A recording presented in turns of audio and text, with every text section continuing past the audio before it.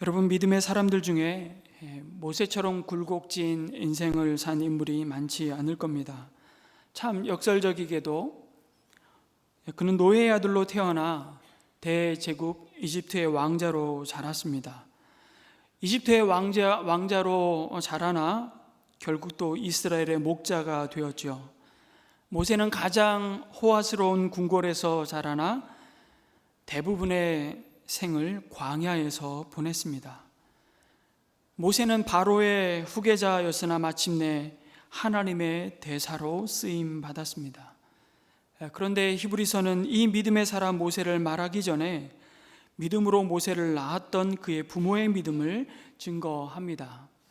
히브리서 11장 23절 다시 보면 모세가 태어났을 때에 믿음으로 그 부모는 석 달 동안 아기를 숨겨 두었습니다 라고 말씀합니다.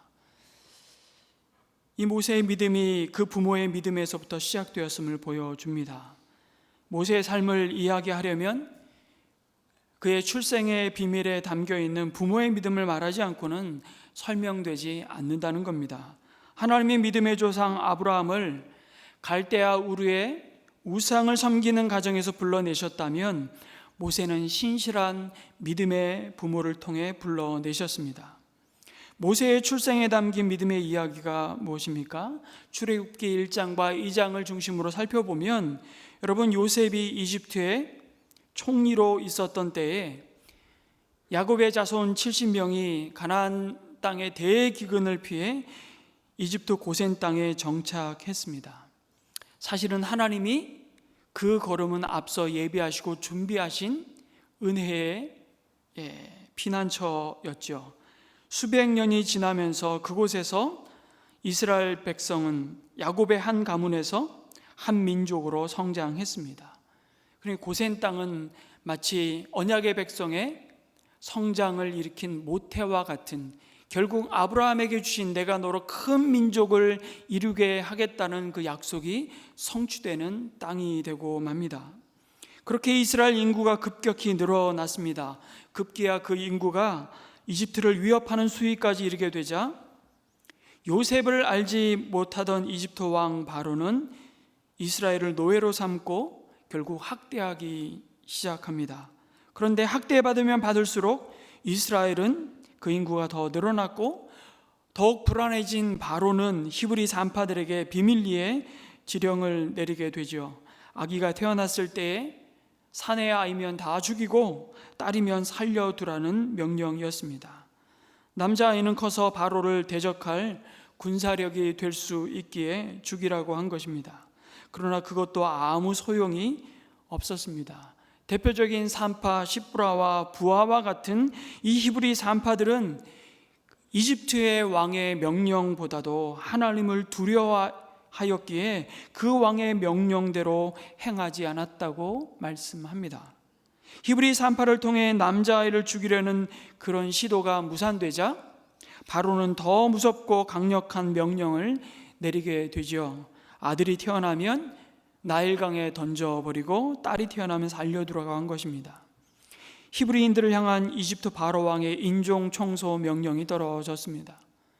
남자로 태어나는 아기를 모두 나일강에 던져버리라는 그 홀로코스트가 벌어지는 그때에 모세의 부모였던 아므람과 요게벳이 셋째를 임신하게 된 것입니다. 예전에는 태어나기 전에 성별을 알 수 없었잖아요. 마침내 아이가 태어났는데 아들이었습니다. 너무나 기뻐해야 할 상황이 오히려 초상집 상황으로 바뀐 것입니다. 그런데 출애굽기 2장 2절을 보니까 아들을 낳았는데 그 아이가 하도 잘생겨서 남이 모르게 석 달 동안이나 길렀다고 말씀합니다. 오늘 읽은 말씀을 그대로 출애굽기에 이미 말씀해 주고 있죠. 오늘 23절도 모세의 부모가 아이가 잘생긴 것을 보았다고 말씀합니다. 그런데 사도행전 7장 20절에 보니까 스데반 집사가 순교를 앞두고 이스라엘을 향해서 한 그 이스라엘 역사를 말씀하며 이렇게 설명합니다. 그때 모세가 낳는데 하나님 보시기에 아름다운지라. 그의 아버지의 집에서 3달 동안 길리더니 라고 말씀하죠. 사람은 잘생기고 봐야 한다는 뜻일까요? 아니죠. 잘생기고 아름답게 생겼으니까 사실은 살린 것이 아닙니다. 여기에 모세가 잘생겼고 또 하나님 보시기에 아름다웠다는 표현은 다 히브리어로 같은 표현인데 둘 다 토브라는 단어를 사용했습니다. 토브. 그래서 많이 들어본 단어죠. 창세기 1장에 7번이나 반복되는 단어입니다. 보시기에 좋았더라. 보시기에 심히 좋았더라. 바로 토브입니다. 하나님이 만드신 모든 것이 보시기에 좋았던 그 창조의 사건이 하나님의 역사의 새로운 시작이었던 것처럼 하나님이 보시기에 아름다운 모세의 출생이 또한 새로운 시작이 된다는 그런 의미를 담고 있습니다. 그 모세를 통해 이스라엘의 애굽의 종살이에서 하나님의 언약의 백성으로서의 새 역사를 시작하게 될 것이라는 약속을 그 모세의 출생에서 그의 부모는 믿음으로 보았던 것입니다. 이 사실을 히브리서 11장 23절이 믿음으로 그 부모는 3달 동안 아기를 숨겨두었다고 증거하는 것입니다. 그럼에도 아이가 3개월이 되자 더 이상 집에서 숨어 키울 수 없게 되었죠. 우는 소리가 점점 더 커져갔을 겁니다. 발각되는 순간 그 아이 모세만 죽임을 당하는 것이 아니라 사실은 온 집안이 바로 왕의 명령을 불순종한 멸문지화를 당할 상황이었던 것입니다. 3달을 길렀다는 것은 그 모세를 숨겨가며 양육할 수 있는 최선의 기간이었습니다. 출애굽기 2장 3절은 더 이상 숨길 수가 없어서 갈대 상자를 구하여다가 역청과 송진을 바르고 아이를 거기에 담아 강가의 갈대 사이에 놓아 두었다고 말씀합니다. 마지막 상황까지 그 부모가 할 수 있는 최선을 다합니다. 아니, 이 판국에 그게 다 무슨 소용이 있어? 그냥 체념하고 절망하며 원망하며 주저앉거나 혹은 하나님이 약속하셨으니 하나님의 뜻이 있다면 하나님이 이 아이를 살리기를 원하신다면 우리가 어떠한 조치를 취하지 않더라도 하나님이 이 아이를 살리시겠지. 그리고 넋놓고 바라만 보고 있지 않았다는 것입니다. 여러분, 여기서 진정한 믿음은 믿기 때문에 아무것도 안 하는 것이 아니라 사실은 믿기 때문에 최선을 다하는 삶이라고 말씀합니다. 하나님을 신뢰하고 믿는다는 것은 하나님을 믿기 때문에 우리는 아무것도 할 필요가 없다는 것이 아닙니다. 하나님을 신뢰함으로 더욱 최선을 다하는 것이죠. 그동안 모세의 부모가 얼마나 기도를 많이 했겠습니까? 또 아이를 살리려고 얼마나 많은 생각을 했겠습니까? 아가를 담아 나일강에 떠내려 보낼 갈대의 상자를 만들던 그 마지막 날 밤 모세의 엄마 아빠가 얼마나 하염없이 울었겠습니까? 하나님을 믿는 믿음을 가졌지만 지금 이 순간은 그 믿음이 너무 막연하게 느껴지지 않았겠습니까? 그렇게 간절히 기도해도 하나님은 응답이 없으시고 아이를 살릴 길이 열리지 않았기 때문이죠. 우리가 경험해 봐서 알지만 이런 시간을 견디기가 제일 힘듭니다. 그러나 하나님께서 가장 좋은 방법으로 하나님의 때에 반드시 하나님의 뜻을 이루신다는 믿음이 있을 때 우리는 그 시간을 통과하며 많은 눈물을 흘리겠지만 그 믿음이 있을 때 그 시간을 또한 견딜 수 있게 되는 것입니다. 아니, 돌이켜보면 그 어둠의 시간을 견딜 힘을 사실은 매 순간순간 하나님이 공급하셨다는 것을 고백하게 됩니다. 흥미로운 건 여러분, 이 아기 모세가 담겼던 이 갈대 상자의 상자라는 단어가 여러분 잘 아시듯이 노아의 방주라는 단어와 똑같은 단어를 사용하고 있습니다. 히브리어 테바라는 단어가 이 방주라는 단어인데 여기 갈대 상자에도 테바가 사용되었습니다. 노아의 방주가 홍수의 심판에서 구원의 방주가 되었던 것처럼 갈대의 상자가 바로 모세에게 그런 구원의 방주의 역할을 한다는 의미이죠. 여러분, 이 방주의 특징이 뭘까요? 방주는 배와 달리 방향을 조절하는 키나 스스로 앞으로 나아갈 동력이 달려있지 않습니다. 물에는 뜨지만 스스로 원하는 방향으로 나갈 수 없는 것입니다. 방주는 외부에서 몰고 가야 비로소 움직입니다. 그것이 바람이 되었던 물결이 되었던 몰고 가야 움직이는 것이죠. 여러분, 그 바람과 그 물결을 주관하고 여전히 움직이시는 분이 누구이십니까? 오직 한 분, 하나님이십니다. 그리고 기억하십시오.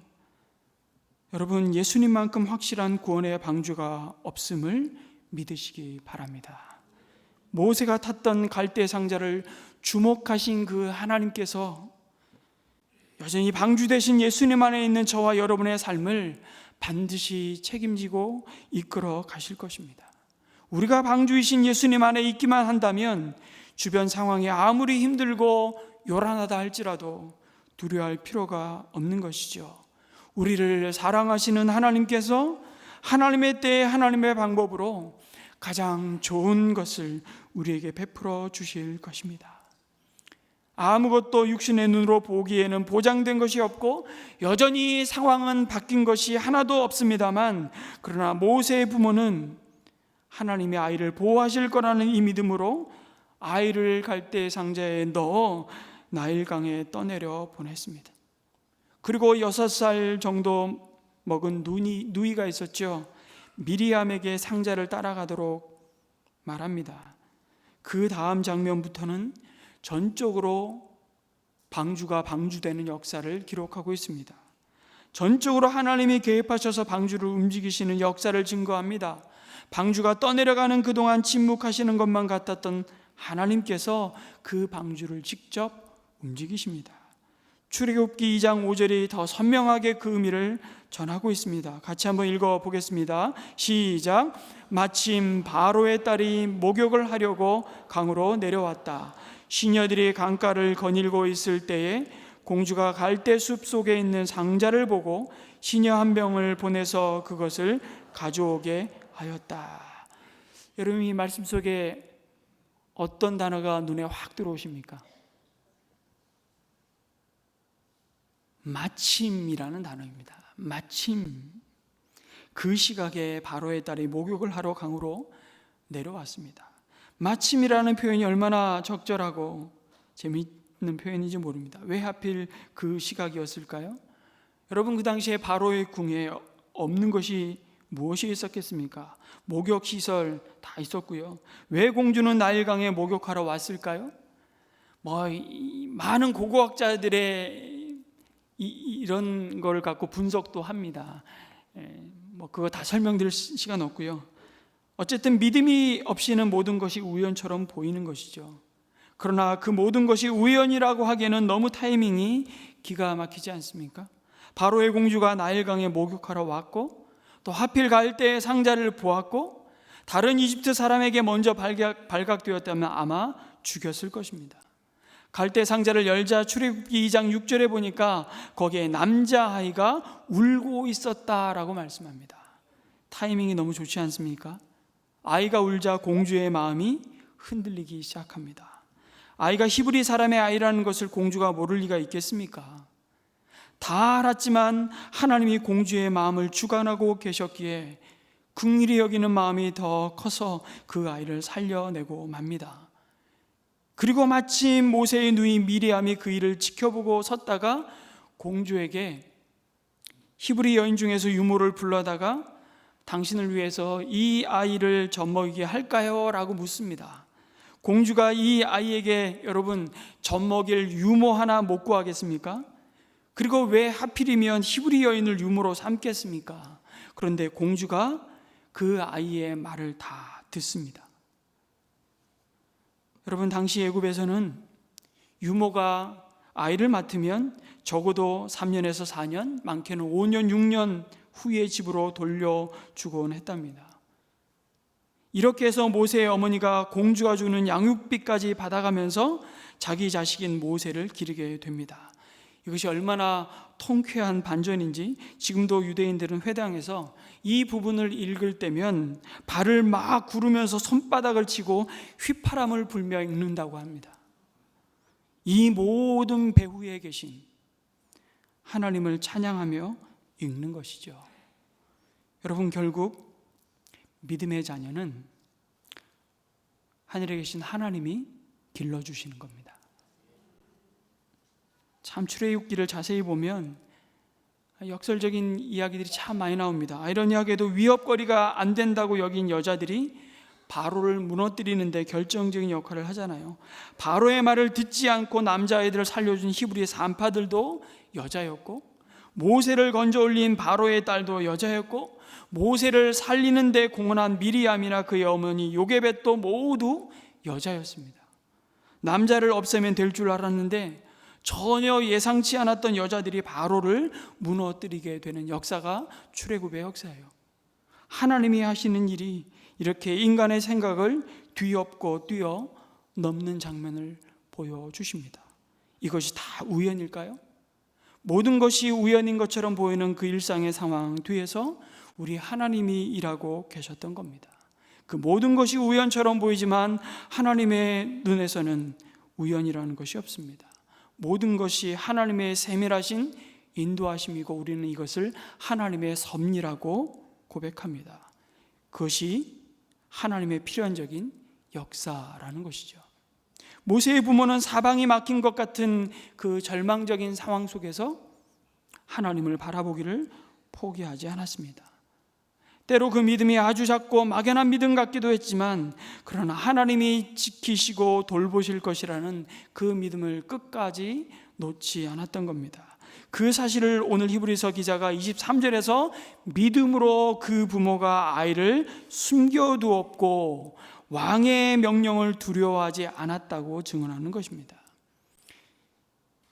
여기서 참된 믿음이 무엇입니까?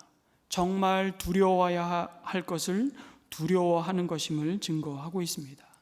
바로 왕과 그의 명령, 그리고 홍해가 아니라 그 모든 것을 만드신 하나님을 두려워하는 것이 참 믿음이라고 말씀하십니다. 여러분, 우리에게 찾아온 죽을 것 같은, 아니 우리를 죽일 것 같은 상황과 두려움을 넘어서서 진정한 샬롬, 그 평안을 누리는 믿음의 비밀이 있는데 그것은 두려움의 대상을 바꾸는 것입니다. 나를 송두리째에 집어삼켜 죽여버릴 것 같은 상황이 아니라 그 상황 너머에 그 모든 상황을 통치하고 계시는 그 하나님을 더욱 두려워할 때, 경외할 때, 그 하나님을 하나님으로 인정하고 예배할 때 비로소 우리가 가진 두려움으로부터 우리는 자유케 된다고 말씀하십니다. 이것이 진정한 해방이죠. 죄의 종로로 타는 그 자리에서 해방되는 그 믿음. 문제는 이게 말로 설명이 안 돼요. 이론으로 설득이 안 돼요. 겪어봐야 돼요. 그리고 여러분이 오늘의 모세의 부모의 믿음과 함께 그 출생 가운데 있었던 출애굽기에 나타난 히브리 산파 시브라와 부하가 되어서 또 요게벳과 미리암이 되어서 남의 이야기 말고 자기 이야기가 될 때 우리는 증언할 수 있을 겁니다. 정말 그렇구나. 출애굽기 1장 21절에 놀랍게 하나님이 이렇게 말씀합니다. 하나님은 산파들이 하나님을 두려워하는 것을 보셨다라고 말씀합니다. 그들이 하나님을 경외하는 줄 보셨다고 말씀하는 겁니다. 그들이 그들의 몸뚱아리밖에 죽일 수 없는 바로를 두려워하기보다 그들의 몸과 영혼을 능히 멸하실 수 있는 보이지 않는 하나님을 경외함을 하나님이 보셨다라고 말씀합니다. 그들이 하나님만을 의지하고 신뢰하며 사랑하는 것을 보셨다 말씀합니다. 그 중심을 하나님은 우리에게도 동일하게 말씀하십니다. 내가 다 알아. 다 보고 있단다. 너의 숨겨진 한숨과 고통과 눈물과 두려움과 매일매일 찾아오는 그 염려를 다 보고 아신다고. 그러면서 말씀하시죠. 좀 솔직할 수 없겠냐고. 내 앞에서 그렇게 가리고 감추고 포장하지 않아도 돼. 하나님은 시편 62편 8절 말씀에 다윗의 입을 통해서도 동일하게 말씀하셨습니다. 백성들아 시시로 그를 의지하고 그의 앞에 너의 마음을 토하라. 하나님은 우리의 피난처시로다. 아멘. 우리가 하나님께 울부짖을 때 우리의 탄식이 메아리처럼 무상하게 돌아오는 소리가 아니라 그 모든 것을 듣고 보고 계시는 하나님이심을 믿으시기 바랍니다. 그래서 우리의 한숨이 그냥 한숨이 되어서 내 신세를 한탄하고 세상을 저주하는 것이 아니라 하나님의 역사를 이루는 기도의 숨이 되기를 소망합니다. 우리의 두려움이 우리를 둘러싼 상황에 자신을 묶어서 우리를 절망케 하고 무너뜨리는 것이 아니라 우리로 하여금 하나님을 더욱 끈질기게 붙들게 만드는 그 디딤돌이 되기를 소망합니다. 여러분, 모세를 젖먹이면서 두 번 다시 돌아올 수 없는 이 기회를 엄마 요게벳은 젖을 먹이며 무슨 말을 그 모세에게 들려주었을까요? 그것은 기록해 주고 있지 않습니다. 근데 생각해 보십시오. 요게벳이 모세를 키우며 자신에게 주어진 시간을 허투루 보냈을까요? 나일강에서 죽을 줄 알았던 아이가 갈대 상자 안에서 건진받은 것입니다. 그러니 뭔가 특별한 하나님의 손 안에 있는 이 아이를 날마다 바라다 보면서 정말 하나님 경외함으로 키우지 않았겠습니까? 그러면서 모세의 부모는 창세기 15장 13절 14절에서 하나님께서 아브라함에게 하신 약속을 마음속 깊이 담았을 겁니다. 같이 한번 읽어보겠습니다. 시작. 주님께서 아브라함에게 말씀하셨다. 너는 똑똑히 알고 있거라. 너의 자손이 다른 나라에서 나그네 살이를 하다가 마침내 종이 되어서 400년 동안 괴로움을 받을 것이다. 그러나 너의 자손을 종살이하게 한 그 나라를 내가 반드시 벌할 것이며 그 다음에 너의 자손이 재물을 많이 가지고 나올 것이다. 그럼 이 중요한 약속은 언약의 자손들에게 대를 이어 전수되었을 것이 분명합니다. 그리고 모세의 부모는 아브라함에게 주셨던 그 하나님의 약속을 기억하고 믿음으로 붙들었을 겁니다. 믿음의 사람 요게벳이 모세에게 젖을 물리며 대략 계산해 보아도 이 약속이 이루어질 때가 찼다는 것을 알았을 것입니다. 그리고 그렇기에 이 특별한 운명을 가진 모세가 그 이름대로 이스라엘 민족을 건져낼 아이라는 확신이 있었을 겁니다. 여러분, 모세의 사실은 부모가 믿음의 눈으로만 볼 수 있는 하나님의 이 계획을 모세의 모습에서 본 것입니다. 이것이 믿음으로 아이가 잘생긴 것을 보았다는 의미인 것이죠. 모세의 부모가 모든 보통 부모들이 가지고 있는 정말 우리가 사랑하는 아이를 바라볼 때 내 새끼 예쁘다, 정말 그런 정도가 아니라 그것을 넘어서 하나님이 보시는 눈으로 그 모세의 아름다움을 보았다는 겁니다. 이 눈이 우리 가운데 회복이 필요합니다. 우리 자녀들을 볼 때 어떤 눈으로 바라보십니까? 하나님이 보시는 눈으로 끊임없이 바라보기를 우리는 매일매일 어쩌면 새롭게 결단하고 축복하며 하나님이 보시는 그 시선으로 우리 다음 세대를 바라보라고 말씀하시죠.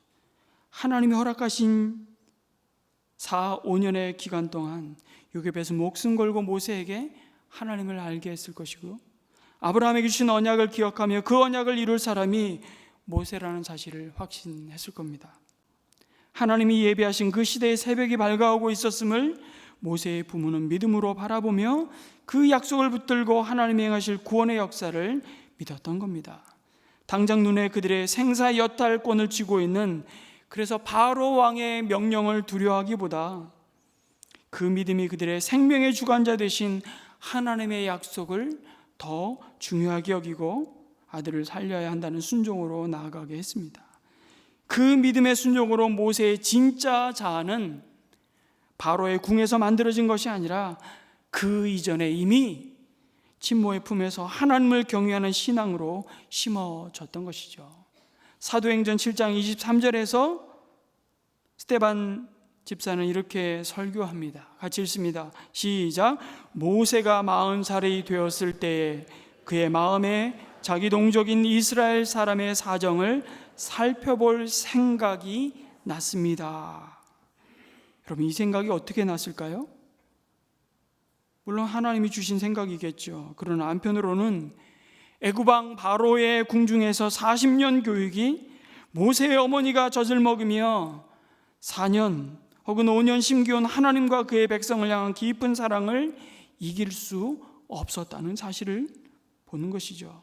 애굽의 그 찬란한 문명을 이룬 교육일자라도 하나님이 없는 그 교육이 모세의 마음속에 품어져 있던 하나님의 백성 이스라엘 향한 주님의 사랑을 결코 빼앗아 갈 수 없었던 것입니다. 출애굽기 2장 10절에 이런 말씀을 또 주십니다. 그 아이가 다 자란 다음에 그 여인이 그 아이를 바로의 딸에게 데려다 주니 공주는 이 아이를 양자로 삼았다. 공주는 내가 그를 물에서 건졌다 하면서 그의 이름을 뭐라고 지었다고요? 모세라고 지었다. 자, 여기 보니까 모세의 이름을 그 엄마 아빠가 지은 것이 아니라 누가 지었어요? 양어머니인 바로의 공주가 지었습니다. 알고 계셨어요? 저만 모르고 있었나요? 모세는요, 히브리식 이름도 되지만 실은 애굽식 이름이라는 것이죠. 바로의 공주가 지었으니 당연히 이집트 이름으로 지었을 겁니다. 모세는 사실 당시 애굽에서 아주 흔한 이름이었습니다. 그 뜻은 아무개의 아들이라는 뜻입니다. 그래서 모세, 투투 모세 이런 이름이 굉장히 많았습니다. 그런데 여기 10절에 보니까 내가 그를 물에서 건졌기에 모세라고 지었다고 합니다. 근데 참 재밌는 건 히브리어에서도 마시아라는 단어가 있는데 이 말은 건져내다라는 뜻입니다. 그러니까 바로의 공주가 애굽식 이름과 히브리식 이름 두 가지 다를 모세에 적용하고 있는 겁니다. 건져내다라는 마시아에 좀 어려운 문법 얘기하겠습니다. 마시아의 수동태 분사형이 마슈이인데요, 그 뜻은 건져내어진 자라는 뜻입니다. 뭐가요? 마슈이라는 뜻이요. 근데 우리는 모세의 이름의 뜻을 이렇게 알고 있지 않습니까? 건져냄을 받은 자라는 수동태형으로 알고 있습니다. 그럼 마시아의 수동태가 마슈이인데 그것을 능동태로 바꾸면 바로 모세입니다. 모세. 그 뜻은 능동태니까 뭐가 되는 거죠? 건져냄을 받은 자가 아니라 건져내는 자가 되는 것입니다. 바로의 딸이 모세 이름을 건져내어진 자라는 마슈이를 짓지 않고요, 건져내는 자인 모세로 지은 것입니다. 이 바로의 딸 공주가 참 신비로운 인물인데 아마도 자신이 건져낸 이 불쌍한 아이가 또 다른 불쌍한 히브리인들을 건져내는 자로 살라는 기대를 담아 이 이름을 이렇게 지었는지도 잘 모르겠습니다. 아무튼 모세는 그 이름의 뜻대로 학대받는 그 백성을 건져내는 자의 사명을 감당하게 됩니다. 참 이름 잘 지었습니다. 이름을 짓는 일에도 하나님이 간섭하셨다고 저는 믿습니다. 이름이 참 중요합니다. 그래서 하나님이 자꾸 족장들의 이름을 바꾸지 않습니까? 아브라함에서 아브라함으로, 사라에서 사라로, 야곱에서 이스라엘로 이름을 계속 바꾸십니다. 이름이 곧 그 사람의 정체성이 되기 때문이죠. 모세는 유아기와 유년기를 유모인 친엄마 밑에서 자라면서 완전한 히브리인의 정체성을 가진 자로 성장했습니다. 그리고 때가 되어 자기 민족을 애굽에서 건져내는 자로 그 이름값을 하게 되는 것입니다. 그 이야기는 다음 주에 좀 더 함께 나눠보려고 하는데요, 여러분, 건져냄을 받은 자가 또 다른 자를 건져낼 수 있다는 것이 오늘 본문이 우리에게 주는 굉장히 중요한 교훈 중에 하나입니다. 은혜를 받은 자가 은혜를 베풀 수 있고 그 사랑을 먼저 받은 자가 그 사랑을 흘려보낼 수 있는 것입니다. 먼저 받고 흘려보내는 것이 순서이고 그것이 성경적인 원리이죠. 짜내는 것이 아니라 그 은혜와 그 사랑은 먼저 받아서 흘러 넘치는 것입니다. 저와 여러분이 날마다 먼저 하나님의 은혜를 경험하는 자로 살아가기를 소망합니다. 우리 모두는 이미 여러분 죄에서 건져냄을 받은 자들입니다. 그렇기에 우리는 또 다른 자를 건져내는 자로 살아가야 하는 것이 맞습니다. 그런데 그것은 우리의 힘이 아니라 하나님이 주시는 힘으로 하는 것이죠. 매일매일 그 사랑으로 채워질 때 그 사랑은 흘러가게 될 것입니다. 성도 여러분, 죄와 사망의 자리에서 건져냄을 받은 자에게 이제 우리 모두가 예수 그리스도 안에서 건져내는 자, 이 시대의 모세로 부름받은 자임을 믿으시기 바랍니다. 그 믿음으로 오늘도 우리는 우리를 두신 이 땅과 이 나라와 민족이 하나님을 경외함으로 하나님의 선하신 다스림을 받고 이 나라와 이 민족이 새롭게 되기를 간절히 소망하며 엎드리는 것입니다. 그것을 위해 우리가 오늘 국가를 위해 함께 기도하기를, 또 한 주간을 그렇게 골방에 나아가기를 주님의 이름으로 축복합니다. 아멘.